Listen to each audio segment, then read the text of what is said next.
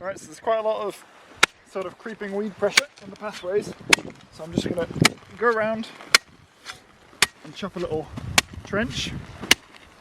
Then I think we're going to come over this, sort of, I don't really know what, poke it and dig it and cut it up, and we're going to try and plant some clover in there, just to add a bit more of a nitrogen fixer next to everything.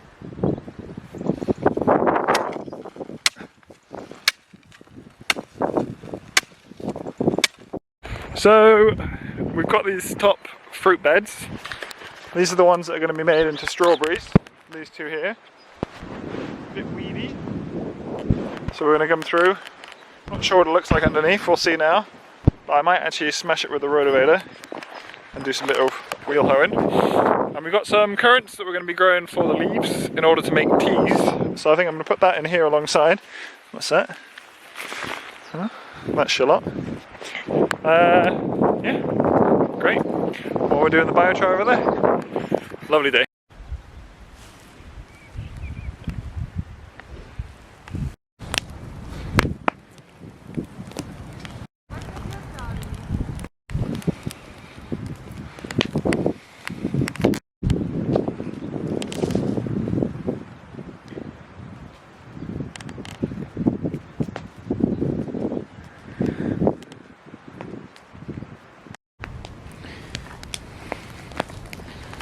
Alright, top layer is starting to go whitish.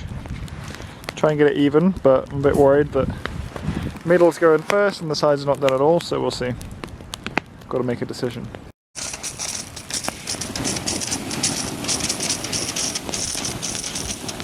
It's going to take a while.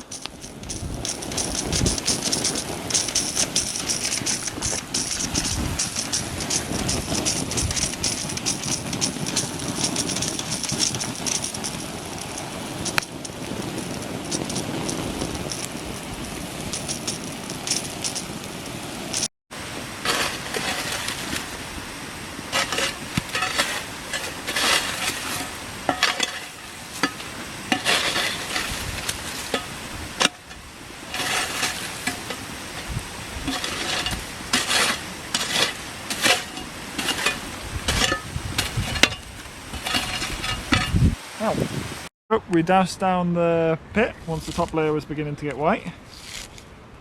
Cooled it all off, took out all the old logs. The sunflower's looking cute, everything going well.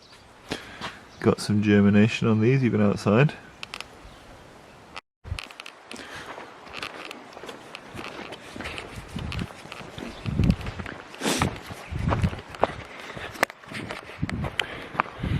Well, the mornings are still pretty chilly.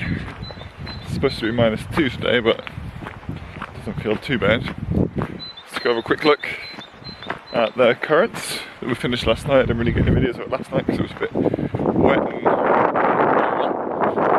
so we decided to mulch up with hay or straw and a bit of hay mixed in, which hasn't blown about too badly in the night actually.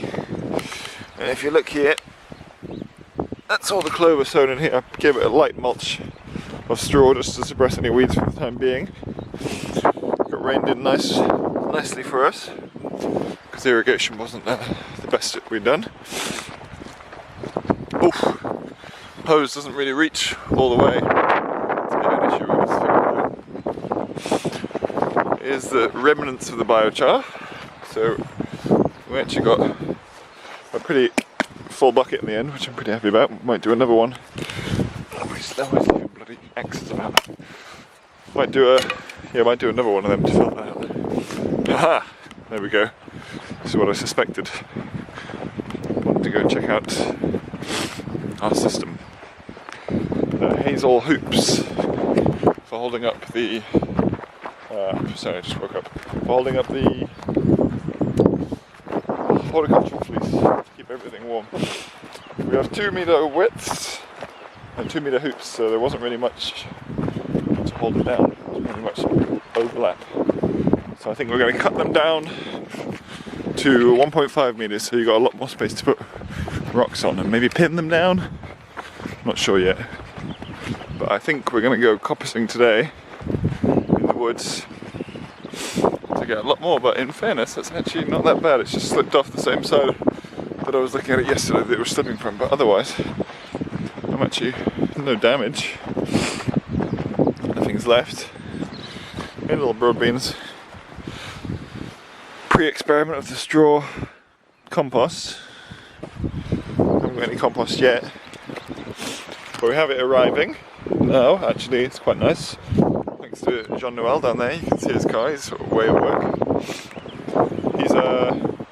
He's coming in on the compost with us. He's actually buying some compost as well. So now we've got 40 tons on the way because we're doing a 100-ton order. And I think we're going to dump it here, shift it over there. So shout out to the Cork Rooftop Garden and shout out to whoever they got it from. But I listened to the Richard Perkins Farm Like Heroes or podcast thing with the rooftop gardens, and they spoke about using a form of, I don't know what you'd call it, like a jig for doing the bed spaces. Therefore you just dump it, all the compost in, you do your straw, you dump the compost inside, and then you simply whoosh, flip it over, next bed. This is a 5-metre one because I don't have any 10-metre lengths, so I'm just going to use this and step them along next to each other. But I think that'll save us some time. Alright, let's have a look. Lettuce growing cold frame. And actually seems to be doing quite well. Even in this, I mean, we've got a couple -8s coming up soon, so we'll see how well it does. I've attached a little fleece here, but they seem to be doing well without it at the moment. So, my experiment, we're even getting germination outside. Very slow, but nonetheless, worth it with the limited space. You can see all the weeds are starting to creep up. So we need to keep on top of this tunnel now. We've got this patch of fantastic fungal activity. Anybody knows what these mushrooms are, I'll be very happy to know. I mean, they look like some form of ink caps the way they drop down, but definitely not the edible types. There, back up and running. A few more rocks, tightened it up. Definitely having a problem leaving the little nubbins on. But I mean, that was sort of expected. It's tearing a little bit. But I will be a little bit more careful. This was a prototype. So for that next one we do, I think I'll have to get my knife out and shave it down a bit, smoothing it off.